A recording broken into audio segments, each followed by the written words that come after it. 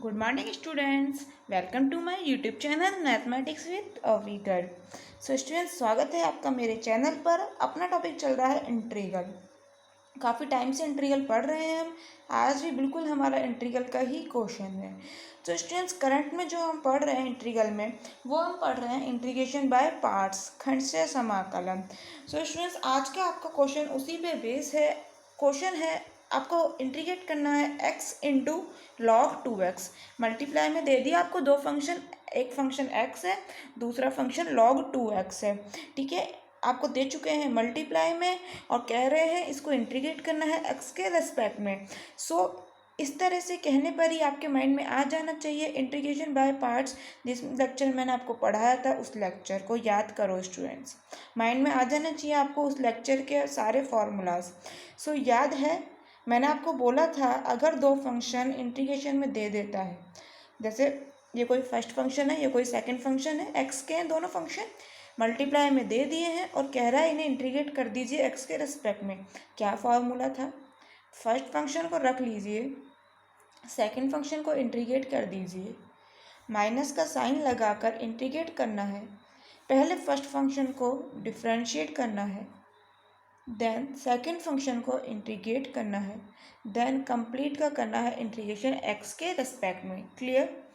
So students, formula तो पता लग गया अगर दो फंक्शन हमें इंटीग्रेशन में दे दे तो। लेकिन फर्स्ट फंक्शन किसको माने और सेकंड फंक्शन किसको माने? ऐसा तो नहीं कर सकते हम अपनी मर्ज़ी से कि किसी भी फंक्शन को फर्स्ट मान लें, जैसे एक्स को फर्स्ट मान लिया या फिर log 2x को फर्स्ट मान लिया। ऐसे अपनी मर्ज़ी से नहीं मान सकते। क्यों नहीं मान सकते, क्या ज़रूरत थी इसकी, वो सब चीज़ें मैं आपको उस लेक्चर में बता चुकी हूँ। तो उसका लिंक आपको मिल जाने वाला है डिस्क्रिप्शन बॉक्स में। इस वीडियो के डिस्क्रिप्शन बॉक्स में मिल जाएगा उस वीडियो का लिंक, वहाँ से आप लोग देख सकते हैं, समझ सकते हैं। ठीक है जी, ये तो पता लग गया कि फर्स्ट फंक्शन और सेकंड फंक्शन ऐसे ही किसी को नहीं मान सकते। फिर कैसे डिसाइड करें कि किसने फर्स्ट फंक्शन हमने मानना है? तो इसके लिए मैंने आपको बताया था आई लेट। क्या था ये आईलेट स्टूडेंट्स? डीप में आपको समझना है तो उस लेक्चर को देखना पड़ेगा। ठीक है, वैसे रफली हम समझ सकते हैं। आई का मतलब इन्वर्स था। इसमें क्या क्या आता है स्टूडेंट्स? जैसे sign inverse x, cos inverse x. ठीक है, एल का मतलब लॉगरिथम, ए मतलब अलजेब्रा, टी मतलब ट्रिग्नोमेट्री, ई मतलब एक्सपोनेंट, एक्सपोनेंशियल। सो स्टूडेंट्स, यहाँ अपना दिया है एक्स यानी कि अलजेब्रा, यानी कि ये रहा। देन दिया है आपको log 2x, लॉग दिया है मतलब कि लॉगरिथम दे दिया, तो ये लीजिए लॉगरिथम। अब जरा मुझे बताओ, ये पहले आ रहा है या ये पहले आ रहा है? ऑब्वियसली ये पहले है, बाद में अलजेब्रा है। यानी कि फर्स्ट फंक्शन इसे मानना है, सेकंड इसे मानना है। फर्स्ट एल को मानना है यानी कि लॉगरिथम को मानना है, यानी कि लॉग को मानना है, यानी कि log 2x को मानना है। क्लियर? फर्स्ट फंक्शन डिसाइड हो गया। सेकंड फंक्शन अलजेब्रा को मानना है यानी कि एक्स को मानना है। समझ आया कैसे फर्स्ट फंक्शन और सेकंड फंक्शन हमने डिसाइड करने होते हैं? अब कर देते हैं integration. First function second function के बारे में भी जान चुके हैं, फॉर्मूला भी पता है, तो इंटीग्रेशन करने में क्या देरी। इसका इंटीग्रेशन हो जाएगा, फर्स्ट फंक्शन को रखना है log 2x को रख लीजिए, सेकंड फंक्शन को इंटीग्रेट कर दीजिए, x का इंटीग्रेशन कर दीजिए। ठीक है, माइनस इंटीग्रेशन फर्स्ट फंक्शन को x के रेस्पेक्ट में डिफरेंशिएट। फर्स्ट फंक्शन यानी कि log 2x, इसको डिफरेंशिएट करना है x के रेस्पेक्ट में। ठीक है जी। सेकंड फंक्शन को इंटीग्रेट यानी कि फिर x को इंटीग्रेट, फिर कंप्लीट का आपका इंटीग्रेशन। ठीक है, अब देखो log 2x तो आपका एज इट इज़ आ गया। अब याद आना चाहिए फॉर्मूला, जो मैं आपको पहले ही बता चुकी हूँ। क्या याद है? देखो मैंने आपको बताया था स्टूडेंट्स, x की पावर n का इंटीग्रेशन क्या होता था? x की पावर n+1 अपॉन में n+1। यहाँ आज क्या है? x की पावर 1, तो n की जगह 1 दिया है ना, तो यहाँ भी n की जगह 1 लिख दो। क्या आ जाएगा? 1+1 और अपॉन में भी 1+1, यानी कि x की पावर 1+1 क्या हो गया? 2। x²/2। क्लियर? इंटीग्रेशन हो चुका है x²/2 माइनस इंटीग्रेशन का साइन विद ब्रैकेट। पहले log 2x को डिफ्रेंशिएट करना है x के रेस्पेक्ट में। कैसे करेंगे log 2x का डिफ्रेंशिएशन स्टूडेंट्स? क्या आता है आप लोगों को?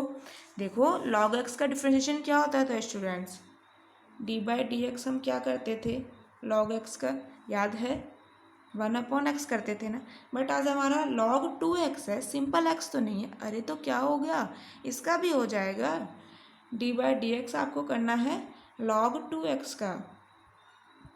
सो क्या हो जाएगा इसका, पहले log का करेंगे। log का क्या होता है 1/x, यानी कि यहाँ क्या है x की जगह 2x। सो इसका पहले log का करोगे तो 1/2x आ गया, मल्टीप्लाई। फिर क्या किसका करोगे 2x का, तो 2x का क्या हो जाएगा आपका 2। ठीक है, x का बचा, x का क्या हो जाएगा d/dx और आपका x। ठीक है, dx/dx इसका वैल्यू 1 आ चुका है और 2 से 2 कैंसिल हो चुका है, तो आपका क्या आ गया इसका डिफ्रेंशिएशन स्टूडेंट्स 1/x। क्लियर, समझ आया स्टूडेंट्स। log 2x का डिफ्रेंशिएशन आ चुका है आपका 1/x, तो यहाँ वैल्यू पुट कर देते हैं अपनी 1/x। और फिर x का इंटीग्रेशन तो अभी कराना, क्या था x²/2, फिर ब्रैकेट बंद और कंप्लीट का इंटीग्रेशन। क्या आ गया x²/2 को बाहर ले लेते हैं और आपका log 2x माइनस, देखिए 2 कांस्टेंट है, सो 1/2 एज इट इज़ लिख लिया। x यहाँ x² है, सो एक पावर कैंसिल हो गई, क्या बचेगा ऊपर सिंपल x की पावर 1 यानी कि, और आपका dx एज इट इज़ चल ही रहा है। अब 1/2 तो कांस्टेंट है, इसे तो इंटीग्रेशन के बाहर ले लो, तो लो लिख लेते हैं स्टूडेंट्स, यहाँ से हटा के बाहर ही लिख लेते हैं। ठीक है, अब क्या बचा है, यहाँ इंटीग्रेट करना है आपको x को, तो अभी तो करा x का इंटीग्रेशन, क्या होता है x²/2, तो आपको क्या आ जाएगा x²/2 log 2x, यहाँ तो एज इट इज़, यहाँ -1/2 आपका चल ही रहा है। इंटीग्रेशन x का हो चुका है x²/2 plus constant of integration c, तो क्या आ गया आपका x²/2 log 2x माइनस 2 2 ज़ा 4, सो 1/4x² plus constant of integration c, और यह आ चुका है आपका आंसर। c क्या है हमारा constant of integration. Clear, so student समझ आया। देखो क्वेश्चन बिल्कुल भी टिपिकल नहीं है, बिल्कुल भी टिपिकल नहीं है। सिंपल डिफ्रेंशिएशन का फार्मूला पता होना चाहिए और x की पावर n का फार्मूला, x की पावर n का क्या इंटीग्रेशन होता है, बस उसी से आपका क्वेश्चन हो गया।